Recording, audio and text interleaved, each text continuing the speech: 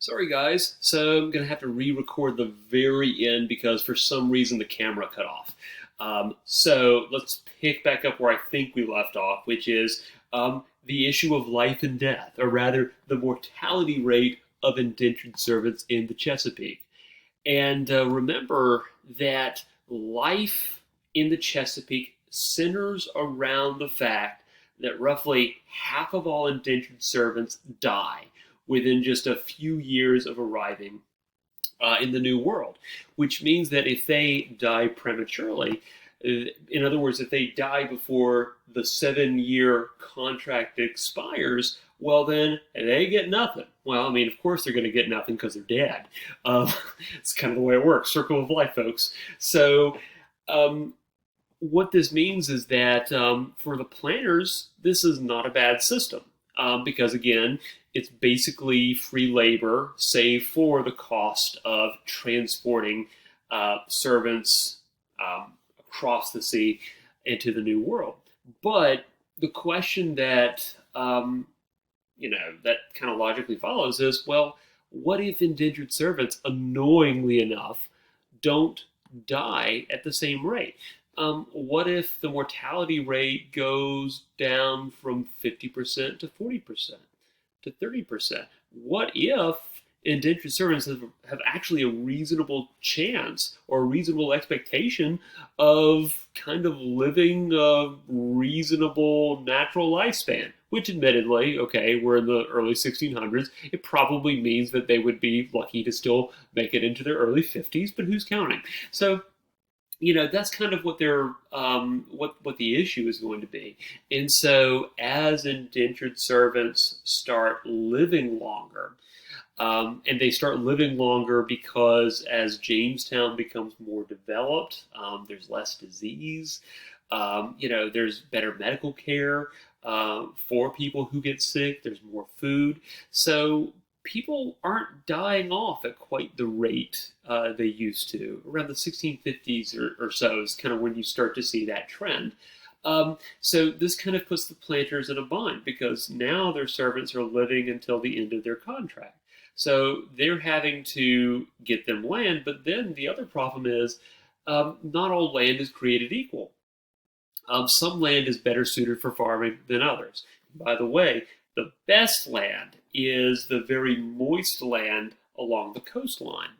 The problem is, of course, that that land gets gobbled up very quickly by the planter class. And by the way, um, you should go ahead and star, underline, do whatever you need to do to burn the planter class into your memory because we talk about them now and we will talk about them really almost until the very end of the course. So the planter class is a group of people who own the vast majority of the really good land in the Chesapeake. They become kind of like the controllers of the economy in Jamestown. And it's a fairly small number of people.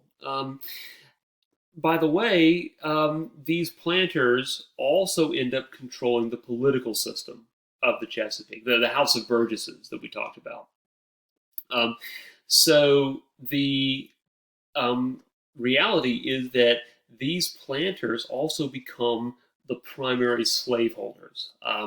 And these are the same individuals. Okay, not the exact same individuals, but this class of people is the same class that leads the charge for secession of the southern states in the 1860s. The planter class kind of grows and expands beyond Virginia, but you kind of see this plantation owning class of very wealthy farmers that control most of the wealth and control the local colonial legislatures. So these guys, we're going to talk about them a lot, actually. And we'll even talk about them beyond the Civil War as well. So just go ahead and kind of, um, get acquainted with them in some way, shape, or form, because unfortunately, you're going to have to remember them throughout this course. So they own all the good land. The indentured servants don't. As available land gets, bought out and purchased and occupied by the planter class, it means that the servants or the former indentured servants are having to go west to find that land. The problem is, one, that land is pretty crappy because that land is kind of mountainous. Virginia actually is pretty hilly and pretty mountainous once you get to about the middle of the state. Also, that land is already occupied. It's already occupied by Native Americans. And so when these indentured servants decide to move west and basically occupy land, that puts them into conflict with the Native Americans. Now, the planters, well, they don't really feel like doing anything about it because at this point, what the planters are thinking is that these indentured servants, they're not just cheap labor; they're also future competition. And so the planters, let's say, they don't bend over backwards to help these indentured servants as they're moving west. That's going to lead to a significant source of friction because now what's happening is you have a lot of indentured servants who are not able to get the land that they were expecting. And they also were kind of ignored by the political establishment, the House of Burgesses. And whenever you have, let's say, a large number of landless people that don't feel listened to, that's a recipe for a potential disaster. And that disaster comes to a head in the year 1676. It's the most delicious disaster of all time. It's called Bacon's Rebellion. And we'll spend an entire day just on that. But for now, let's talk a little bit about the House of Burgesses and just kind of the overall dysfunction in the Chesapeake. I mean, we've talked a little bit about the House of Burgesses, but you should go ahead and remember that even though it's a representative assembly, by 1670, only landowners could vote.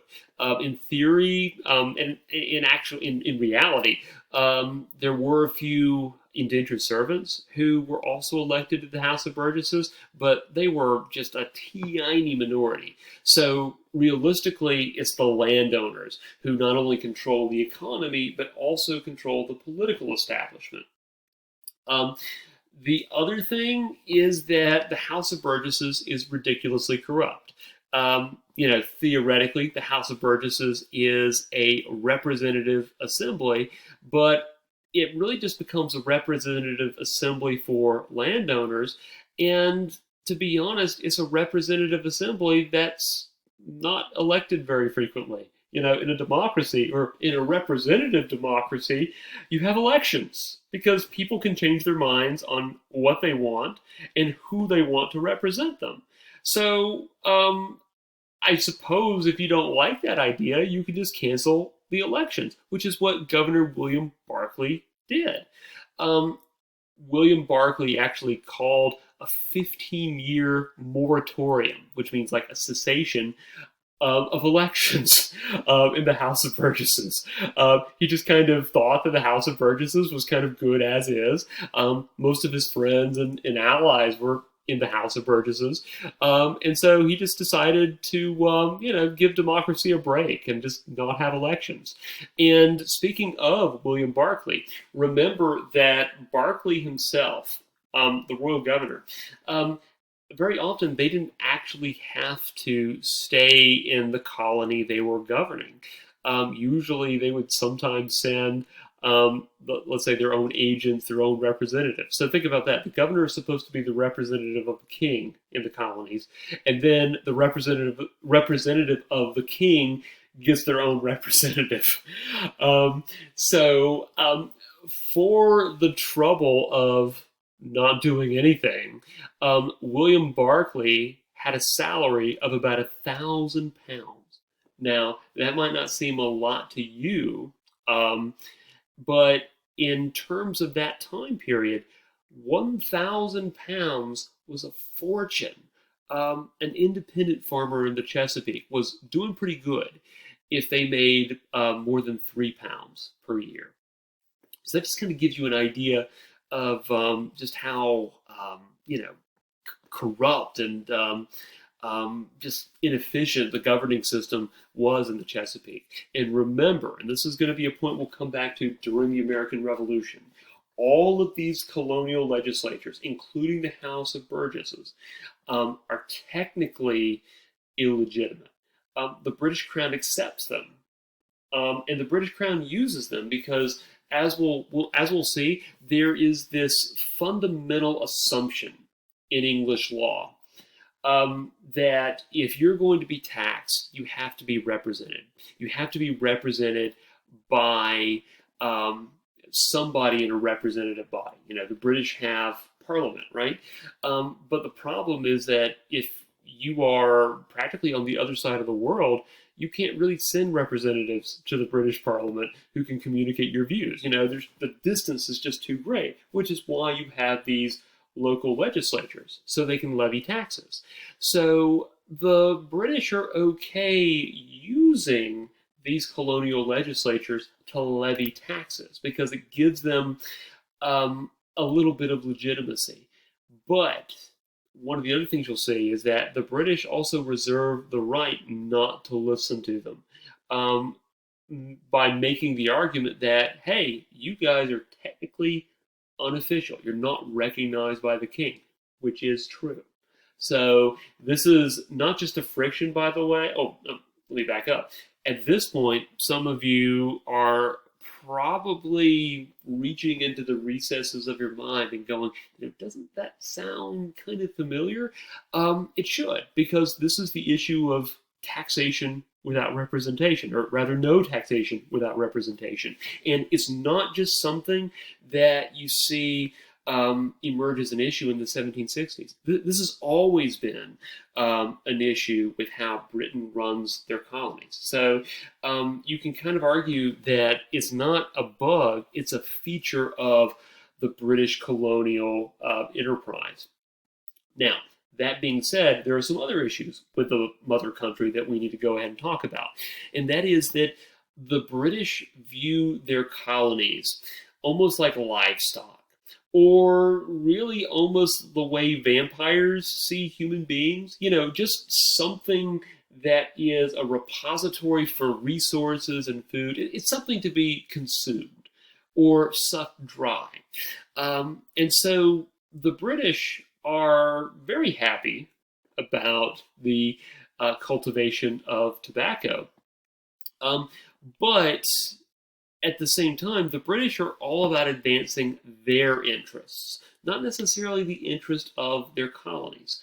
And so what the British mandated is that, this starts in the 1650s, by the way, with the Navigation Acts. The British mandate, they demand that all tobacco and all raw materials really go to Britain first, and then British merchants would sell them to other countries around the world.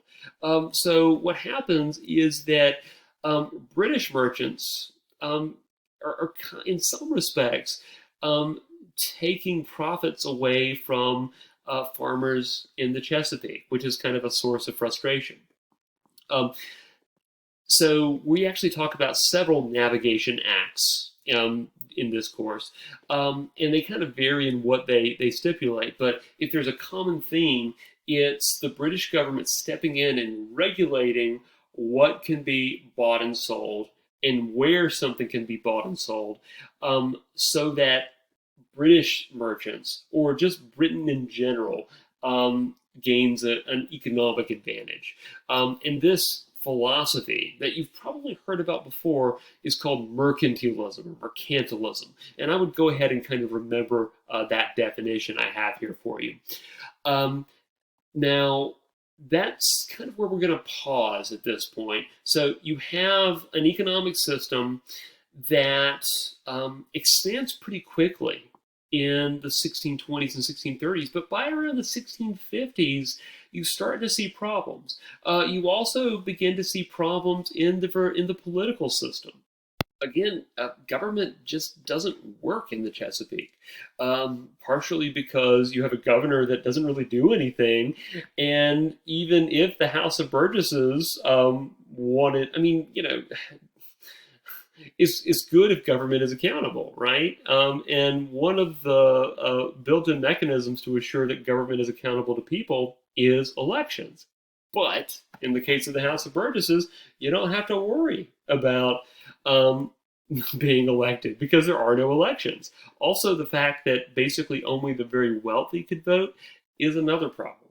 So at this point, we are going to step away from Jamestown, but we'll come back to it again, and we'll talk about this rebellion, this obviously kind of building up at this point called Bacon's Rebellion.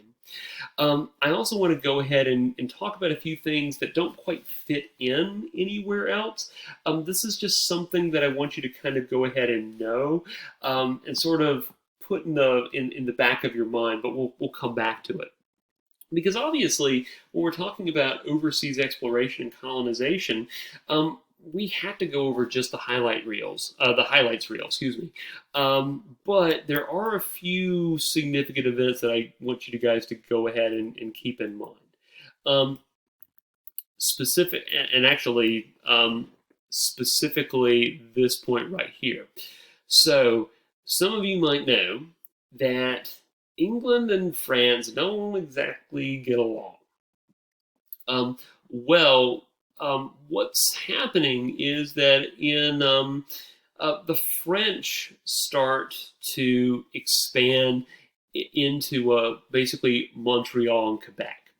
And at first, unlike the English, who sort of have this adversarial relationship with Native Americans, and by the way, you'll see more and more of that later on, the French in Canada, um, let's say that their whole philosophy of colonization is to cooperate with the Native Americans.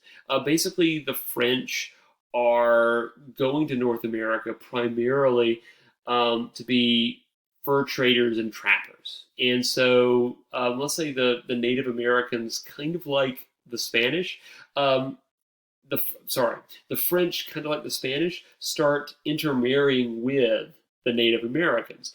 But unlike the Spanish, the French weren't as keen on converting them to Christianity. Um, One of the things you'll kind of see, though, is that the French expand into, if you look at a map, the French claim a lot of territory, and it looks super imposing. So the French are here in blue, English are in red, the Spanish are in yellow down here. But France's empire in the New World is large, but it's not very populous. Really, what France emphasizes is its close alliances with Native American tribes. And you'll especially see that when England and France come to blows in a conflict called the French and Indian War in the 1750s. For now, though, um, we're going to leave French Canada behind. We'll actually spend an entire day going over the Dutch colonies in New York. So for now, we're going to turn away from finding gold to finding God in Massachusetts Bay. Until next time.